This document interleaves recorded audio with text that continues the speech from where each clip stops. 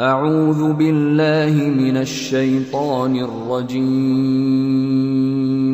بسم الله الرحمن الرحيم. ألف لام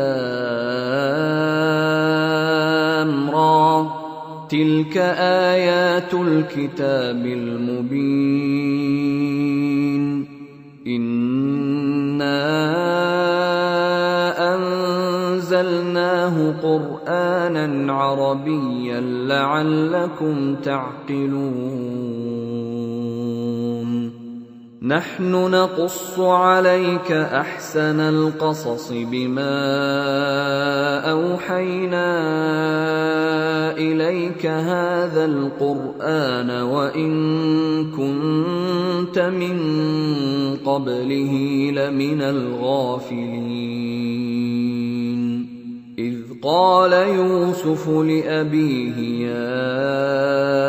أبت إني رأيت 11 كوكبا والشمس والقمر رأيتهم لي ساجدين. قال يا بني لا تقصص رؤياك على إخوتك فيكيدوا لك كيدا، إن الشيطان للإنسان عدو مبين. وكذلك يجتبيك ربك ويعلمك من تأويل الأحاديث ويتم نعمته عليك وعلى آل يعقوب كما أتمها على أبويك من قبل إبراهيم وإسحاق، إن ربك عليم حكيم. لقد كان في يوسف وإخوته آيات للسائلين،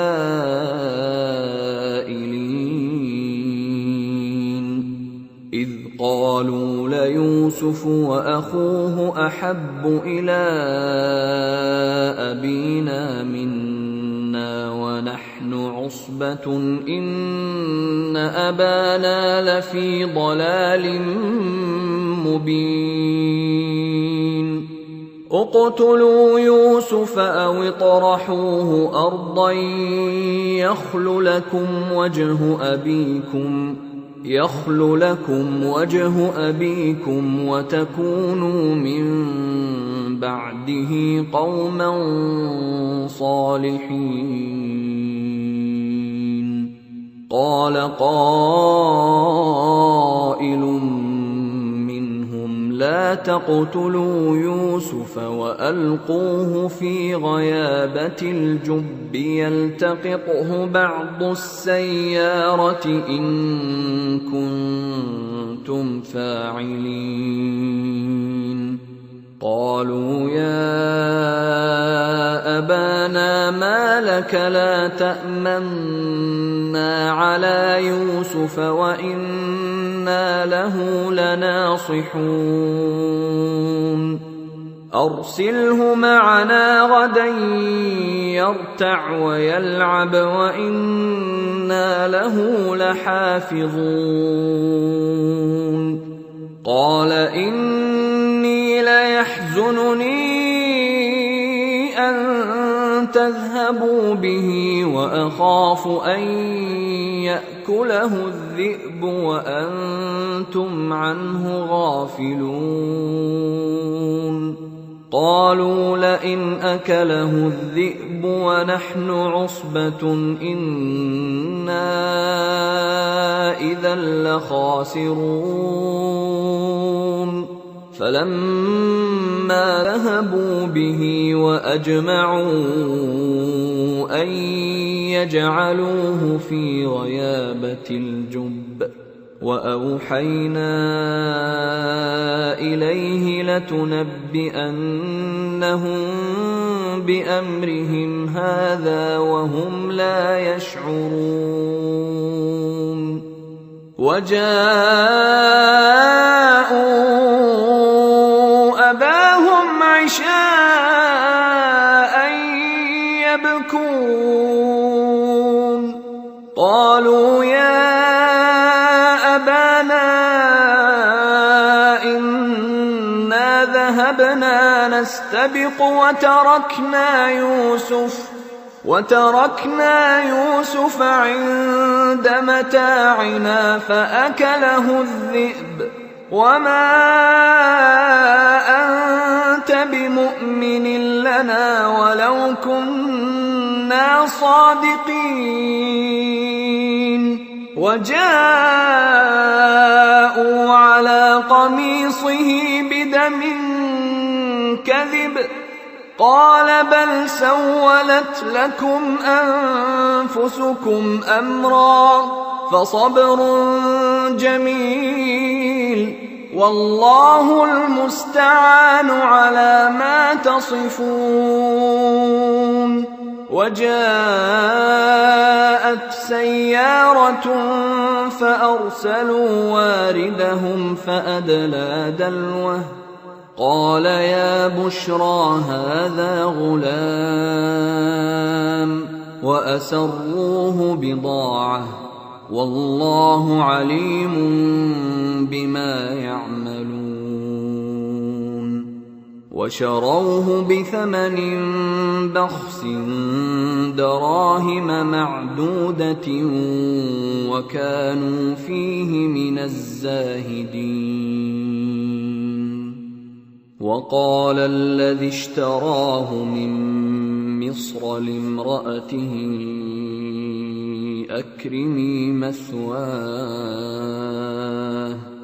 أكرمي مثواه عسى أن ينفعنا أو نتخذه ولدا وكذلك مكنا ليوسف في الأرض ولنعلمه من تأويل الأحاديث والله غالب على أمره ولكن أكثر الناس لا يعلمون. ولما بلغ أشده آتيناه حكما وعلما وكذلك نجزي المحسنين. وراودته التي هو في بيتها عن نفسه وغلقت الأبواب وقالت هيت لك قال معاذ الله إنه ربي أحسن مثواي إنه لا يفلح الظالمون. ولقد همت به وهم بها لولا أن رأى برهان ربه كذلك لنصرف عنه السوء والفحشاء إنه من عبادنا المخلصين. واستبق الباب وقدت قميصه من دبر وألف يا سيدها لدى الباب قالت ما جزاء من أراد بأهلك سوءا إلا أن يسجن أو عذاب أليم. قال هي راودتني عن نفسي وشهد شاهد من أهلها إن كان قميصه قد من قبل فصدقت وهو من الكاذبين وإن كان قميصه قد من دبر فكذبت وهو من الصادقين. فلما رأى قميصه قد من دبر قال إنه من كيدكن إن كيدكن عظيم. يوسف أعرض عن هذا واستغفري لذنبك إنك كنت من الخاطئين. وقال نسوة في المدينة امرأة العزيز تراود فتاها عن نفسه قد شغفها حبا إنا لنراها في ضلال مبين. فلما سمعت بمكرهن أرسلت إليهن وأعتدت لهن متكأ وآتت كل واحدة منهن سكينا وقالت اخرج عليهن. فلما رأينه أكبرنه وقطعن أيديهن وقلن حاش لله ما هذا بشرا إن هذا إلا ملك كريم. قالت فذلكن الذي لمتنني فيه ولقد راودته عن نفسه فاستعصم ولئن لم يفعل ما آمره ليسجنن وليكونن من الصاغرين. قال رب السجن أحب إلي مما يدعونني إليه وإلا تصرف عني كيدهن أصب إليهن وأكن من الجاهلين. فاستجاب له ربه فصرف عنه كيدهن إنه هو السميع العليم. ثم بدا لهم من بعد ما رأوا الآيات ليسجننه حتى حين. ودخل معه السجن فتيان قال أحدهما إني أراني أعصر خمرا وقال الآخر إني أراني أحمل فوق رأسي خبزا تأكل الطير منه نبئنا بتأويله إنا نراك من المحسنين. قال لا يأتيكما طعام ترزقانه إلا نبأتكما بتأويله قبل أن يأتيكما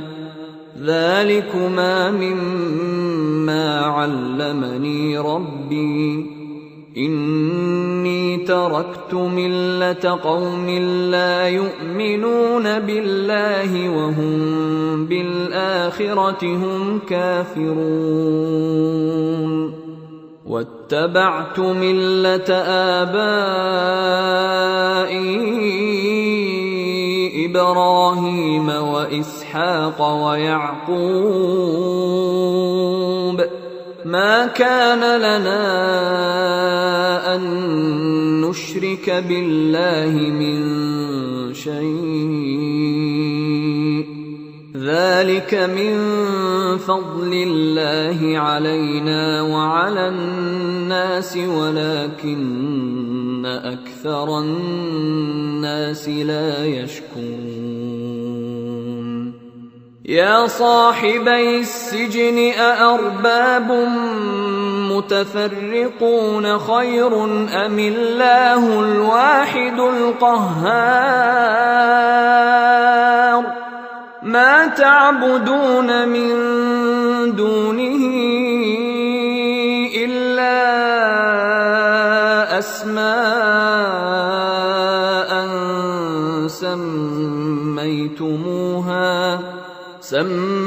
سميتموها أنتم وآباؤكم ما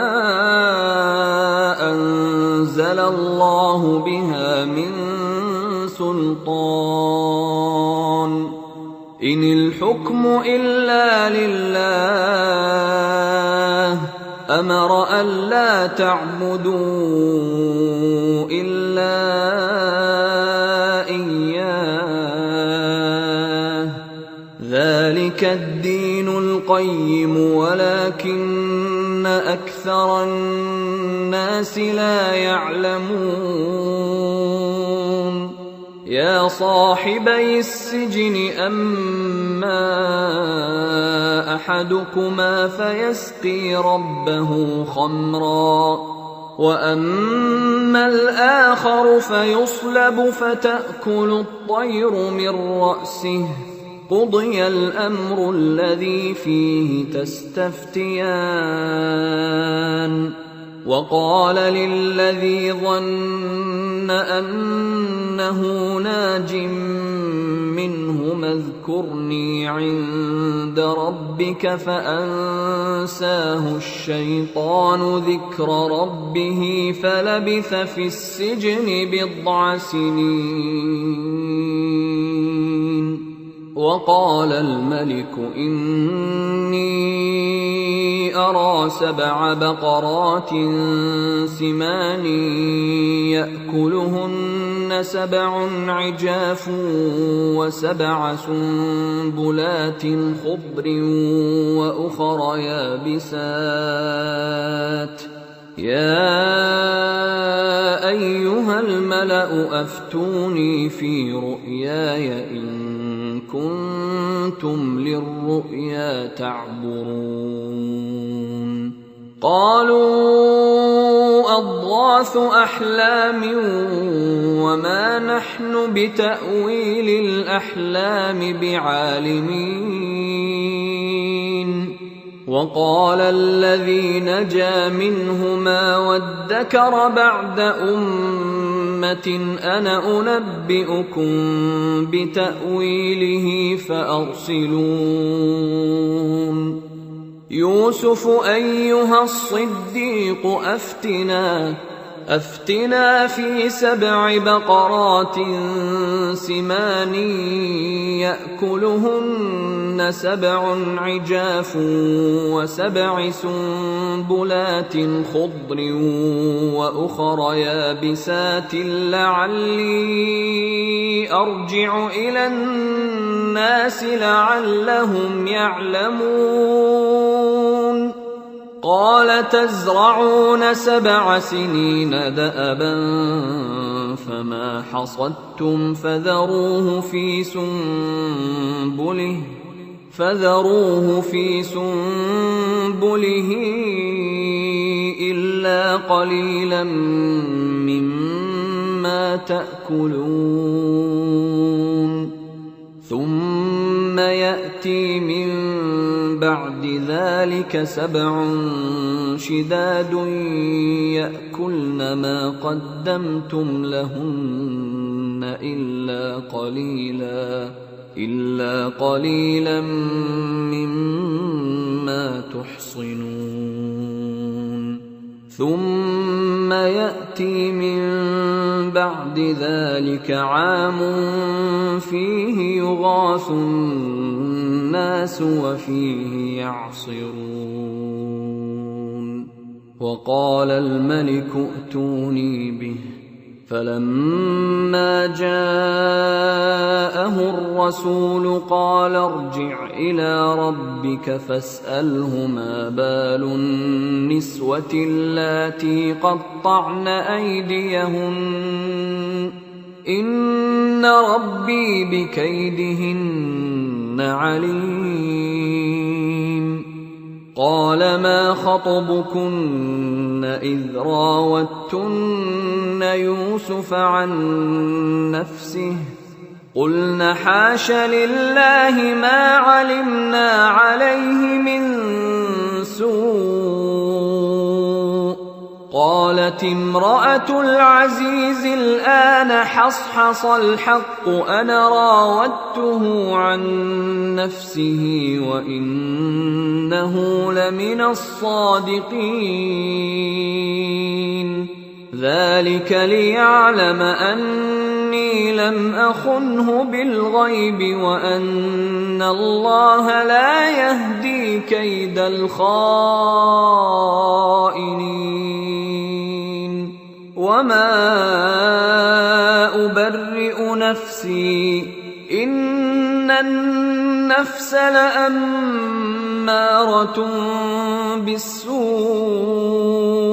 إلا ما رحم ربي إن ربي غفور رحيم. وقال الملك ائتوني به أستخلصه لنفسي فلما كلمه قال إنك اليوم لدينا مكين أمين. قال اجعلني على خزائن الأرض إني حفيظ عليم. وكذلك مكنا ليوسف في الأرض يتبوأ منها حيث يشاء نصيب برحمتنا من نشاء ولا نضيع أجر المحسنين. ولأجر الآخرة خير للذين آمنوا وكانوا يتقون. وجاء إخوة يوسف فدخلوا عليه فعرفهم وهم له منكرون. ولما جهزهم بجهازهم قال ائتوني بأخ لكم من أبيكم ألا ترون أني أوفي الكيل وأنا خير المنزلين. فإن لم تأتوني به فلا كيل لكم عندي ولا تقربون. قالوا سنراود عنه أباه وإنا لفاعلون. وقال لفتيانه اجعلوا بضاعتهم في رحالهم لعلهم يعرفونها إذا انقلبوا إلى أهلهم لعلهم يرجعون. فلما رجعوا إلى أبيهم قالوا يا أبانا منع منا الكيل فأرسل معنا أخانا نكتل وإنا له لحافظون. قال هل آمنكم عليه إلا كما أمنتكم على أخيه من قبل فالله خير حافظا وهو أرحم الراحمين. ولما فتحوا متاعهم وجدوا بضاعتهم ردت إليهم قالوا يا أبانا لنا ما نبغي هذه بضاعتنا ردت إلينا ونمير أهلنا ونحفظ أخانا ونزداد كيل بعير ذلك كيل يسير قال لن أرسله معكم حتى تؤتون موثقا من الله لتأتونني به إلا أن يحاط بكم فلما آتوه موثقهم قال الله على ما نقول وكيل وقال يا بني لا تدخلوا من باب واحد وادخلوا من أبواب متفرقة وما أغني عنكم من الله من شيء إن الحكم إلا لله عليه توكلت وعليه فليتوكل المتوكلون ولما دخلوا من حيث أمرهم أبوهم ما كان يغني عنهم من الله من شيء إلا حاجة في نفس يعقوب قضاها وإنه لذو علم لما علمناه ولكن أكثر الناس لا يعلمون ولما دخلوا على يوسف آوى إليه أخاه قال إني أنا أخوك فلا تبتئس بما كانوا يعملون فلما جهزهم بجهازهم جعل السقاية في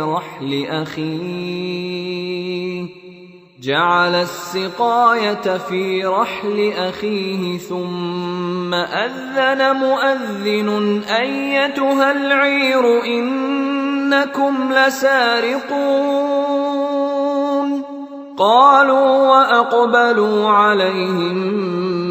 ماذا تفقدون قالوا نفقد صواع الملك ولمن جاء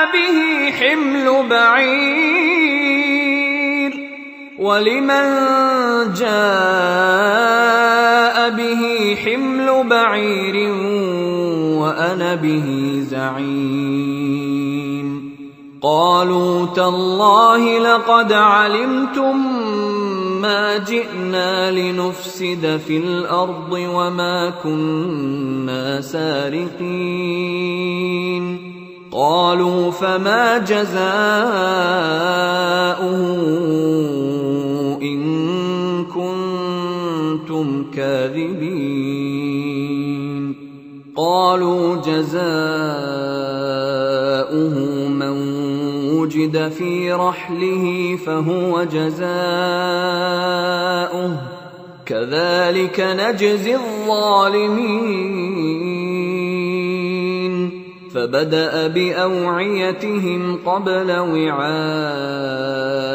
أخيه ثم استخرجها من وعاء أخيه كذلك كدنا ليوسف ما كان ليأخذ أخاه في دين الملك إلا أن يشاء الله نرفع درجات من نشاء وفوق كل ذي علم عليم قالوا إن يسرق فقد سرق أخ له من قبل فأسرها يوسف في نفسه ولم يبدها لهم قال أنتم شر مكانا والله أعلم بما تصفون قالوا يا أيها العزيز إن له أبا شيخا كبيرا فخذ أحدنا مكانه إنا نراك من المحسنين قال معاذ الله أن نأخذ إلا من وجدنا متاعنا عنده إنا إذا لظالمون فلما استيئسوا منه خلصوا نجيا قال كبيرهم ألم تعلموا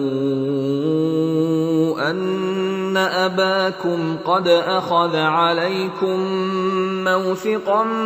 من الله ومن قبل ما فرطتم في يوسف فلن أبرح الأرض حتى يأذن لي أبي أو يحكم الله لي وهو خير الحاكمين ارجعوا إلى أبيكم فقولوا يا أبانا إن ابنك سرق وما شهدنا إلا بما علمنا وما كنا للغيب حافظين واسأل القرية التي كنا فيها والعير التي أقبلنا فيها وإنا لصادقون قال بل سولت لكم أنفسكم أمرا فصبر جميل عسى الله أن يأتيني بهم جميعا إنه هو العليم الحكيم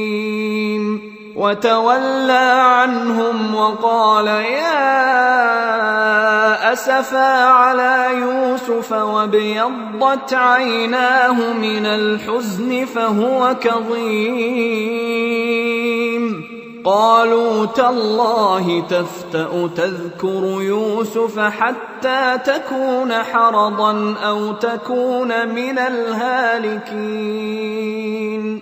قال إنما أشكو بثي وحزني إلى الله وأعلم من الله ما لا تعلمون يا بني يذهبوا فتحسسوا من يوسف وأخيه ولا تيأسوا من روح الله إنه لا ييأس من روح الله إلا القوم الكافرون فلما دخلوا عليه قالوا يا أيها العزيز مسنا وأهلنا الضر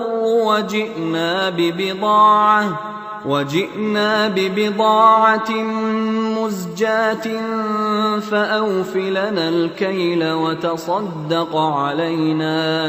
إن الله يجزي المتصدقين قال هل علمتم ما فعلتم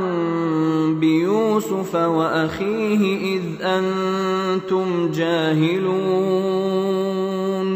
قالوا أئنك لأنت يوسف قال أنا يوسف وهذا أخي قد من الله علينا إنه من يتق ويصبر فإن الله لا يضيع أجر المحسنين قالوا تالله لقد آثرك الله علينا وإن كنا لخاطئين قال لا تثريب عليكم اليوم يغفر الله لكم وهو أرحم الراحمين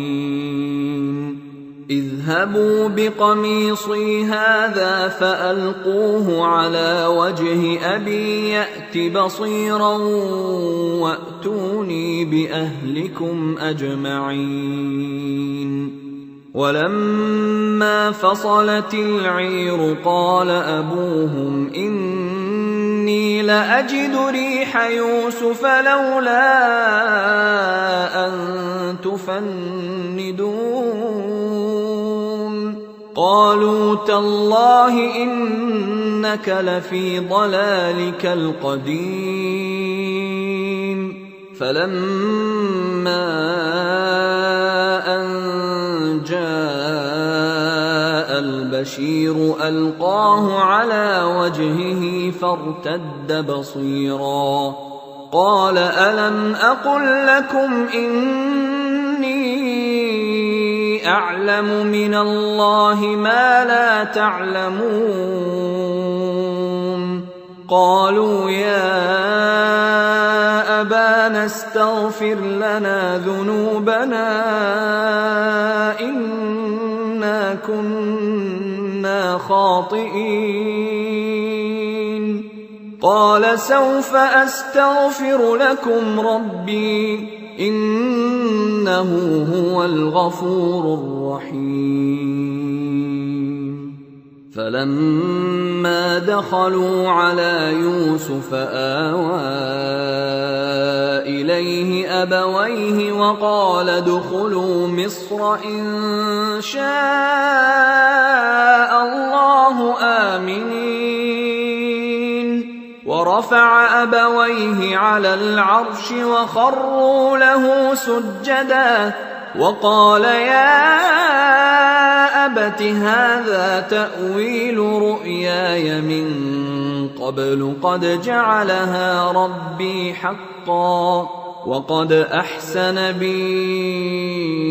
إذ أخرجني من السجن وجاء بكم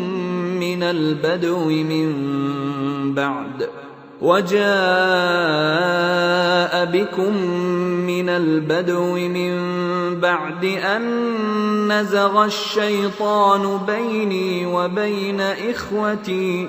إن ربي لطيف لما يشاء إنه هو العليم الحكيم رب قد آتيتني من الملك وعلمتني من تأويل الأحاديث فاطر السماوات والأرض أنت وليي في الدنيا والآخرة توفني مسلما وألحقني بالصالحين ذلك من أنباء الغيب نوحيه إليك وما كنت لديهم إذ أجمعوا أمرهم وهم يمكرون وما أكثر الناس ولو حرصت بمؤمنين وما تسألهم عليه من أجر إن هو إلا ذكر للعالمين وكأين من آية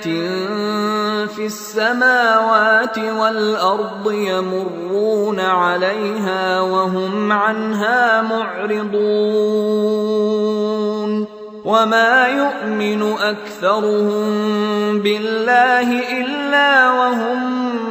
مشركون أفأمنوا أن تأتيهم غاشية من عذاب الله أو تأتيهم الساعة بغتة وهم لا يشعرون قل هذه سبيلي أدعو إلى الله على بصيرة أنا ومن اتبعني وسبحان الله وما أنا من المشركين وما أرسلنا من قبلك إلا رجالا نوحي إليهم من أهل القرى أفلم يسيروا في الأرض فينظروا كيف كان عاقبة الذين من قبلهم ولدار الآخرة خير للذين اتقوا أفلا تعقلون حتى إذا استيأس الرسل وظنوا أنهم قد كذبوا جاءهم نصرنا فنجي من نشاء ولا يرد بأسنا عن القوم المجرمين